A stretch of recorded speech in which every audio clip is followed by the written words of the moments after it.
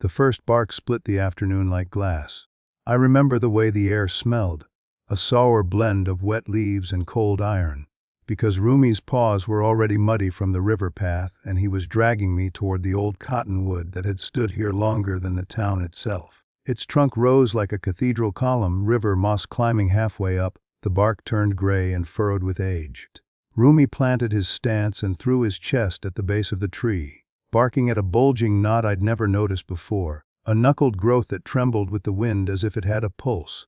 "Hey," I said, breath turning to a thin white sail in the late November light, "come on. Leave it." But he wouldn't. He pressed his nose into the ridges and whimpered, that soft, pleading sound he saves only for pain he can't reach. I placed my palm to the wood. It was colder than the wind, and yet something under it shifted. I pulled my hand back, and the silence that followed felt staged, like the moment between the switch being flipped and the bulb deciding whether to glow.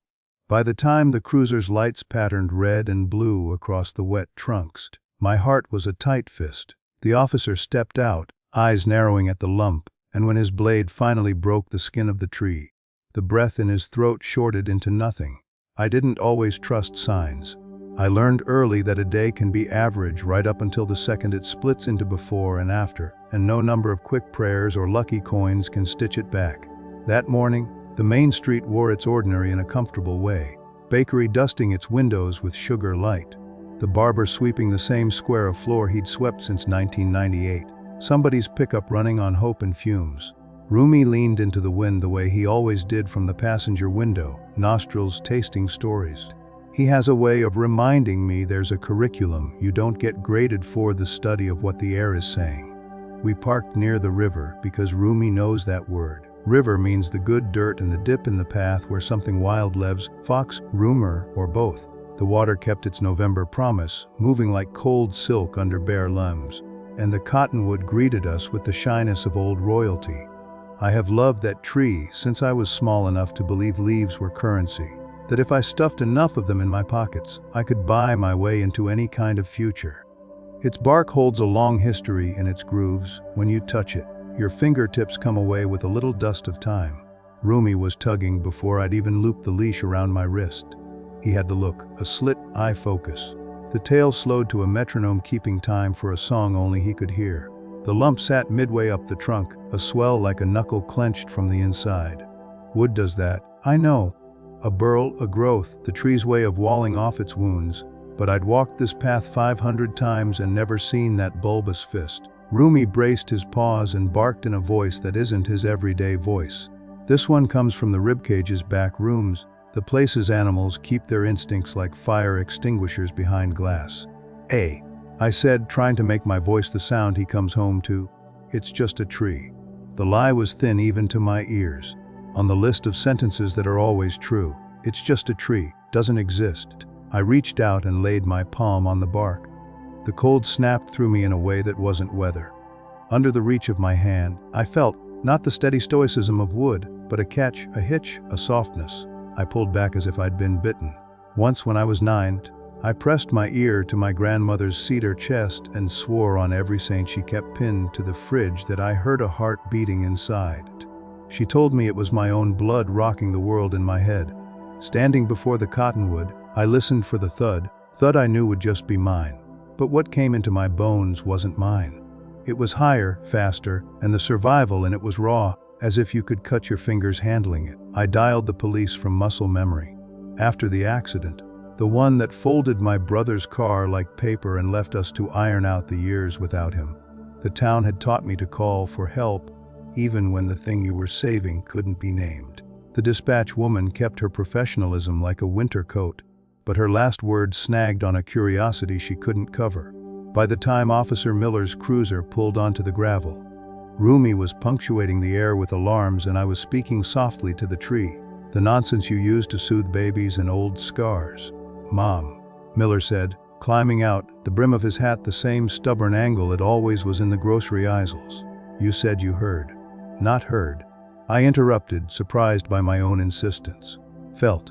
He didn't dismiss it, which is the first kind of kindness. He palmed his flashlight, a narrow blade of day sliding across the grain, and hummed low.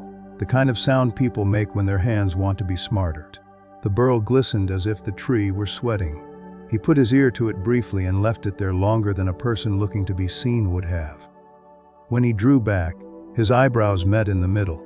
"There's something," he said to himself, and then to me. "Could be an animal trapped in a hollow."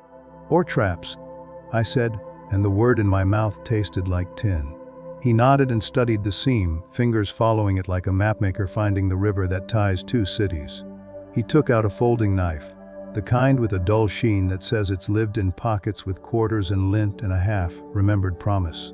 "Hold him," he added gently, and it wasn't Rumi he meant. It was the moment. It was myself. The first slice into the bark made a zipper sound, intimate and wrong. Wood dust lifted, sweet and medicinal, and I thought of pencils in school and how innocent smells like shavings on the floor. Miller worked slow. He used the knife like a key, worrying the seam apart by millimeters. The town has a way of gathering without an invitation. You could call out, "Come quick, the light's doing something," and 6 people would show up with coffee and stories about light. So it didn't surprise me when Dale from the bait shop arrived with his thermos and those twin high school girls unfolded a drone like a metal bird. They kept a respectful ring, the way people do around a bleeding thing even when the blood is only in their heads. There came a moment when the seam stopped arguing. The bark, stiff a second ago, yielded not to the blade but to a plea older than us. The gap widened, and the world exhaled a small cloud of breath from inside that tree, a warm damp smell of animal and milk and something else, the metallic edge of fear. The sound that came next wasn't loud. It was the sound of a new throat finding out what sound is, a thin mew that turned the officer's face to paper. He froze, not from fear, from the terrible, clean clarity that comes when a fact reorganizes the furniture in your head. "Alive," he whispered, but the word had the weight of a prayer you test quietly in an empty church. Everything got faster without anyone moving quickly. Calls went out. The fire volunteers were on their way with a saw that could cut controlled circles. Dale set down his thermos and started producing towels from somewhere like a magician. The twins set the drone down on a case, its small green light suddenly indecent, and used the case as a platform for the supplies someone said would come. Rumi lay down as if pressed by an invisible hand, quivering, ears lifted to catch the pitch of the tiny voice inside the tree, as if it were Morse code telling him everything. The saw didn't shriek the way I feared. It hummed like a bee that had been promised a gentle job. They fit a little shield to catch the shavings and keep the cut from splintering. Miller steadied the metal with one hand, and the tree with his body the way you steady a child who wants to do something dangerous, because you know they have to. When the circle of bark came free, the wound it left was not the clean geometry I'd pictured. It was ragged, a mouth chewed by worry, and it breathed as if breath and heat and tiny lives were insisting in both directions. He went carefully into the hole, fingers first. The bark scraped skin and drew a thread of blood. He didn't let the sting win. His face when he touched the first body, his mouth opened without sound, his eyes going somewhere private, made me feel like a trespasser, like I was seeing a man meet a kind of awe they don't teach in academies. He coaxed the small slick thing into his palm, a puppy the size of my fist. It tried to swim in air. The room we'd made of our silence tilted toward him as if every person had leaned at the same time. He placed it in the towel Dale held and went in again. Somewhere in there. My vision did that thing where it narrows to a tunnel, and the only light in the world is the thing you're trying to keep from going out. They came in a sequence, 6 in all, each with a cry that unstitched the careful seams of my composure. We didn't talk about cruelty then, though we would later. In that hour at the base of the cottonwood, we were a single animal with too many hands, every one occupied by something that mattered. The note came last, when we were picking the rags out of the cavity to see if anything else had been hidden. Wet paper lives between paper and pulp, but the ink clung to it like a lover who doesn't understand what goodbye means. They wouldn't take them. I couldn't keep them. "Forgive me." The words didn't ask, they cowered. No signature, no swagger, only the grammar of failure. It's easy later to rewrite your first thoughts as noble. I'd like to say I was a saint who went straight to pity, bypassing rage, but the truth is less clean. There was a flash, white, hot, ugly, as if I had a drawer labeled anger that hadn't been opened in a while, and the air in there bit my lungs. It left quickly because there were mouths that didn't care about my moral clarity. There were bodies to warm, to coax, to feed with droppers when night fell and the river scraped at the banks like a restless sleeper. I don't remember deciding to take the smallest two home. Memory, like a bank camera, sometimes only catches your back as you move. What I do remember is Rumi refusing the truck unless the box of towels came too. He arranged himself around it like a question mark, and for the entire ride he kept his chin on the cardboard as if the box were a small country and he'd been appointed its guardian. At red lights I checked with 2 fingers. Tiny pulses, the will to be here beating a Morse code into my fingertips. When we got home, I turned the oven on low and opened it, the kitchen becoming a poor person's incubator, and I sat cross-legged on the floor while Rumi tucked himself beside me, our shoulders touching like cousins at a funeral. You learn quickly how large a belly is when it is the only geography that matters. The smallest, later we'd call her Zip, couldn't find the rhythm that leads to staying. I rubbed her in circles with a dry cloth until her cry became less frantic and more purposeful. Someone on the group chat posted a list at 20:11 a.m. No bullet points, just commas and kindness stimulate, warm, feed, rest, repeat. There was a knock at the door, and it was the twins with formula and the apology of teenagers who are still learning that showing up at unusual hours can be a kind of holiness. They took a shift. I closed my eyes and dreamed of wood rings, each one a year, each one a choice. We didn't save them all. On the second night, when the house was a slow fog of breath and the lamp on the kitchen table turned the room into a ship's cabin, the smallest decided the work was too heavy. It is a particular heartbreak, that letting go. We didn't hide it from each other. At 3 in the morning, 5 people and a dog sang an off-key lullaby, because the only thing gentler than silence is music when you have nothing else to put between you and the truth. People sent what they had. Old towels, yes, and money folded into envelopes with no names. Also stories which are a currency where paper isn't. The barber told how, as a boy, he had tried to keep a kitten alive with a medicine dropper and a prayer. The librarian confessed she once stole a dog from a chained backyard and never apologized to the man who owned the chain. Officer Miller came by every evening and took off his hat at the door like a kind of sacrament and held the biggest pup, Fender, against his chest while he read out loud from an instruction pamphlet we'd already memorized. There is a humility that looks like strength when you put it on a man who knows how to be gentle. Then there was the note, flattened now under Hale's law books, its letters softer from their rough start. On the back a scrawl that had gotten lost in the damp, 2 letters of a name and a date. By then community had grown teeth. We used them to bite into the question of who and why, and whether punishment could feed anything we wanted to keep alive. There is a way to chase a person that feels like sport and another that feels like rescue turned inside out. Hale, who had seen what poverty does to noble intentions, cleared his throat in the meeting at the fire hall and suggested we think like carpenters. You don't fix a beam by cursing the rot, he said. You replace the conditions that made rot the only option. Through the kind of quiet asking that dignifies both asker and asked, we found her. 3rd floor walk up, hall that smelled like boiled cabbage and loneliness. A dog bowl by the door, though no dog answered it. She was the shape of someone braced against a wind that never tired. The room had that grief geometry where nothing sits right because nothing is enough to sit on. She told the truth with a voice that made me angry at everything but her. The mother dog she had loved, the surprise of 5 small copies, the phone calls to a shelter overwhelmed enough to be cruel without meaning to be, the landlord's warning, the clock's mouth eating hours she couldn't afford.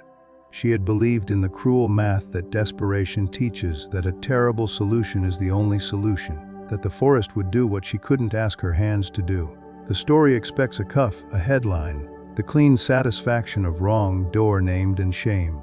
But the thing we were trying to rescue had gotten bigger. It included a person. "Who can charge her?" Hale said afterward. Meeting Miller's eyes across a table sticky with coffee we didn't drink. Or we can make sure no one else imagines a tree as a place to store their panic. The fund was born then, not from a committee but from a sigh. It paid for space. It paid for emergency holds at the shelter. It paid for a hot plate for a man living in his truck and 3 winter coats for children who had been pretending they didn't feel cold because their mother felt it more. The puppies grew into their names, as we all do. River found the water bowl with an affection bordering on romance, dribbling his love across floors that would remember him. Moss slept in any square of sun like it was an assignment. Not learned the art of stubbornness and then, generously, unlearned it. Fender grew thick through the shoulders, and when he tilted his head at Officer Miller, something old and private in the man melted, and we all politely looked away. Zip, the tiny beating wedge of will, zipped nowhere anymore but into your lap like she'd been designing the route all day. They opened their eyes in a week that became stable the way a boat becomes steady when you remember your sea legs. We visited the cottonwood like it was a relative in recovery. The carpenter's hands had been tender, the beeswax seal the color of good honey. It is a strange thing to see a wound dressed in something that makes you think of tea and remedies that live in cupboards. The tree didn't thank us. Trees don't do thank you like that, but the wood around the wound darkened and then lightened the way bruises do when they forgive you for what your life did to them. We brought coffee and stood with our coffee heat against our mouths and did not talk about the first bark that had told the story how it wanted to be told. When the snow came, real snow, the kind that pushes you home in the gentlest way, it made a new language of the path. We left the first set of prints into the soft white and the last ones out. Rumi walked after the pups, tail flagging occasionally when one of them found a stick and thought of it as treasure. The town had learned a sound I hadn't heard in years, a soft hum made of people doing small tasks without being asked. It's not choir. It's not choir exactly. It's the sound of a story landing somewhere good. There's a moment late in the rescue where you realize the rescue has become your life. The all-nighters end, the text threads quiet, and there's a strange hush where the frantic used to live. It can feel like loss. We managed the after not by pretending nothing had happened, but by building around what had. The woman from the walk up came to the community center and met the pups she had once abandoned to the woods, and used the kind of courage we don't put on banners. The courage to stay in a room where people know the worst thing you've done and love you in a way that keeps you from needing to do it again. She held Zip and cried an apology so quiet it might have been wind. No one spoke. We don't always understand redemption, but we know when to get out of its way. Officer Miller didn't so much adopt Fender as Fender adopted him. You could tell by the way they walked down Main Street the first time Fender at heel. Miller's hand a downward comma that described a sentence I wanted to keep reading. People who didn't know how to talk to officers found themselves talking to a dog and discovered that the door, once open, didn't need to be slammed in anyone's face again. I saw Miller one morning outside the bakery, head bent toward an old man who had never forgiven the world for modernity, and I watched Fender sell the idea that vulnerability might be safer than armor. On the first thaw, we gathered under the cottonwood with a new habit. We looked up. We counted birds and made imperfect guesses. We measured rings in our heads, the small, tight ones around years of drought, the wide, generous bands in years of rain and kindness. The twins took a photograph from the drone, not a spectacle anymore, but a witnessing. From up there, the cottonwood's healed place looked like a medallion awarded quietly for enduring. If you looked carefully, you could see us all. A dog with his nose to the wind, a man who had learned to let his face soften in public, a woman who stood near the back with hands in her coat, but did not flinch when someone said her name. I still walk the river in the hours when light happens sideways and the world looks truer. Rumi, now with Zip grown into a compact storm of joy, darts ahead and doubles back, drawing invisible ribbons in the air. Sometimes we stop at the tree and I lay my palm on the beeswax scar the way you might touch your own chest after a scare. Surprised to find the drum still going. There's no pulse under my hand now that isn't my own, but I feel other things, the faint hum of sap, the enterprise of ants in warmer months, the low, essential choir of a place that didn't break when it could have. People love an ending, we're raised on the tidy curved, the taught lesson, the credits rolling while the good song plays. I don't know that this story has that, we kept too many messy threads. But there is a shape.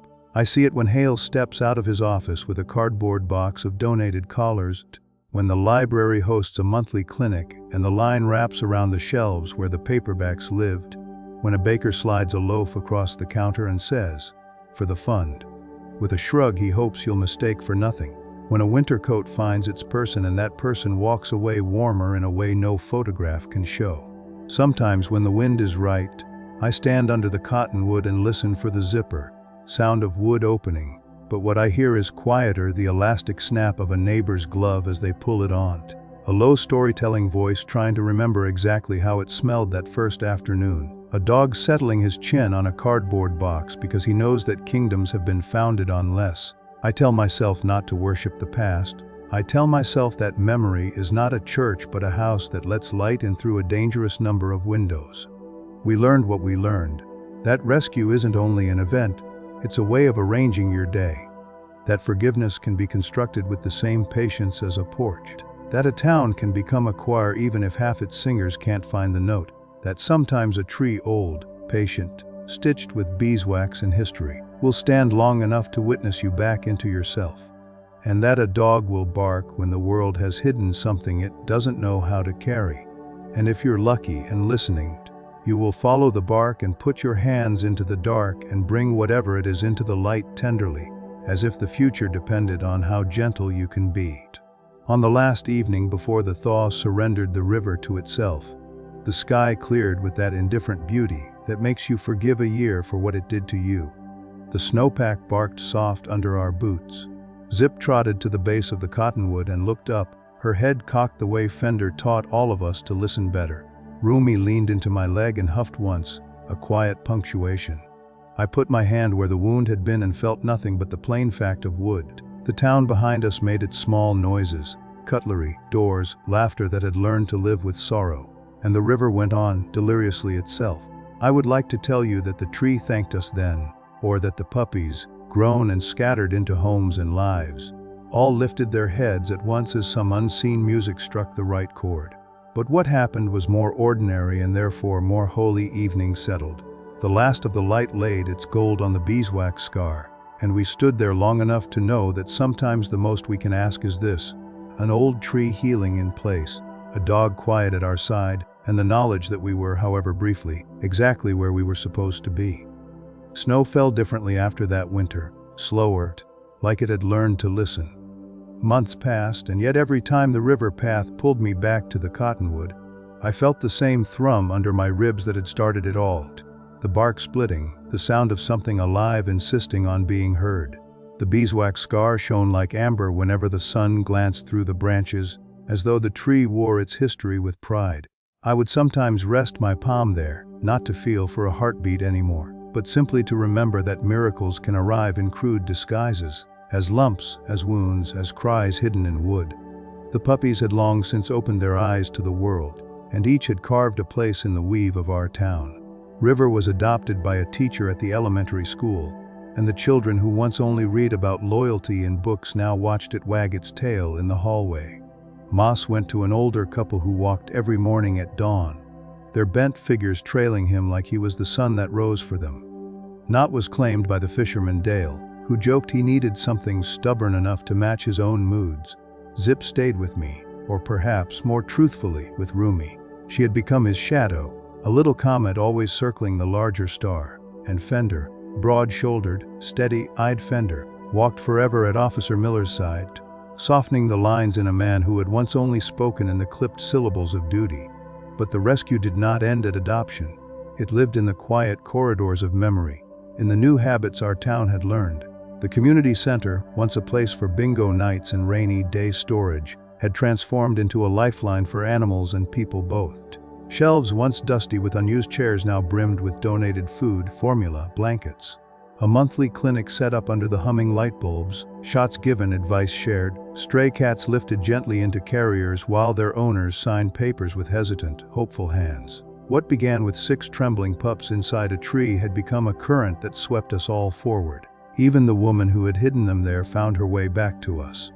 At first, she came in shadows, slipping into meetings at the center, her coat collar tugged high, her eyes ready to meet contempt. But the contempt never came. What she found instead were people too busy holding bottles, folding towels, and scribbling names on adoption forms to throw stones. She began to help quietly, first by stacking boxes, then by holding a leash, then finally by taking a pup into her lap with the tenderness of someone who had been afraid of her own hands. I will never forget the night she sat across from me. Zip curled between us and whispered, "I thought I was doing the least cruel thing." I didn't know there was another way. Her voice trembled, but the silence that followed was not judgment. It was acceptance, the kind that grows only when a wound has already been witnessed. Seasons turned. The snow surrendered to spring, then to the thick, buzzing green of summer.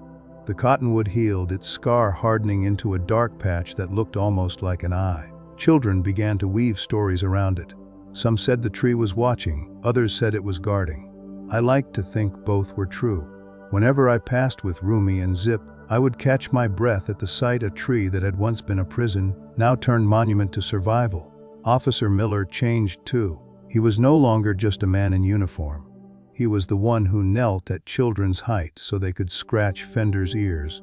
The one who spent his evenings at the center fixing broken latches or reading aloud from guides he no longer needed. The man who had frozen in shock at the first cry inside the cottonwood had been thawed by what came after. By responsibility that felt like grace. By love that wore fur and bark and forgiveness. I began to understand something about myself as well. Before that day, I had lived as though grief had anchored me, pulling me to the bottom of every room. Since my brother's death, I had walked with an emptiness I thought permanent. But carrying Zip in the crook of my arm, feeling Rumi press against my knee as though tethering me to the earth, I realized I had been given a new kind of family. Not the one I had lost, but one stitched together by rescue, by accident, by the stubborn refusal of life to go quietly. The dogs had not just been saved, they had saved me. One evening in late autumn, almost a year from the day of the bark, the town gathered beneath the cottonwood again. Lanterns hung from its branches, glowing like captured stars. Children clutched mugs of cider, their cheeks pink with cold. Fender sat at Miller's side, Zip tumbled at Rumi's heels, River darted between children. Moss slept on his couple's lap, and Knot tugged stubbornly against Dale's grip, as though trying to pull the fisherman toward the river. Someone began to sing softly, an old hymn whose words most had forgotten but whose melody everyone knew. The sound wove through the air, fragile yet unbreakable. We weren't celebrating just the dogs, or the rescue, or even the survival. We were celebrating the way one desperate act, one cruelly sealed tree, had forced us to become more than we were. We were celebrating the way brokenness had bound us, how forgiveness had rebuilt what punishment never could. The cottonwood stood above us, massive and scarred, and yet alive. The perfect witness. I watched as the woman who had once abandoned the pups stood at the edge of the lantern light. Her hands were folded tight, her face pale with the effort of staying. Then Zip, fearless and impatient, bounded toward her. The woman knelt instinctively, tears cutting lines down her cheeks as Zip pressed into her chest. No one moved to stop it. No one said a word. The silence was the purest blessing we could offer. The night deepened. The lanterns swayed. When the song ended, there was no applause, no noise. Just the soft crack of wood in the cold, the breathing of dogs asleep in laps, the pulse of a town learning that healing is never fast, never easy, but always possible. I tilted my face up to the cottonwood's branches and saw the stars snagged there like jewels, as though the universe itself had hung its treasures in recognition. And I understood then that rescue is not a single act. It is not the knife slicing bark or the saw buzzing through wood. Rescue is what comes after. The hands that keep feeding, the patience that keeps forgiving, the community that chooses compassion over blame. Rescue is the long work of carrying life forward, even when it's heavy, even when it breaks your heart. I placed my palm on the beeswax scar one last time before we left. The wood was firm, steady, healed but never forgetting. And in its silence I heard everything: the first desperate bark, the officer's frozen breath, the cries of 6 lives insisting on light, the chorus of a town relearning how to love. As we walked away, snow began to fall again, the soft, listening kind. Zip bounded ahead, Rumi close behind, their tracks braiding together in the fresh white. The lanterns glowed behind us, the tree watched above us, and for the first time in years, I felt utterly unburdened. Not because the past was gone, but because it had been carried, shared, redeemed. And when I turned for one last look, the cottonwood seemed to rise taller against the sky, scar shining faintly in the lantern light, as though reminding me of the truth I would carry forever. That even in the hardest wood, life will carve its way out, and when it does, the only thing that matters is whether we are gentle enough to hold it.